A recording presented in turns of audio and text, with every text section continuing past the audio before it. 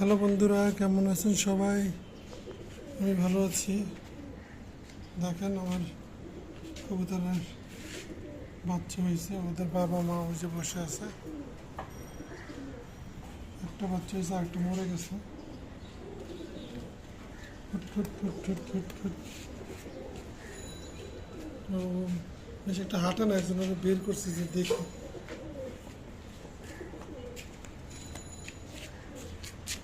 একটা বাচ্চা আসছে এই মাসে, আর দুইটার পাশে আসছে।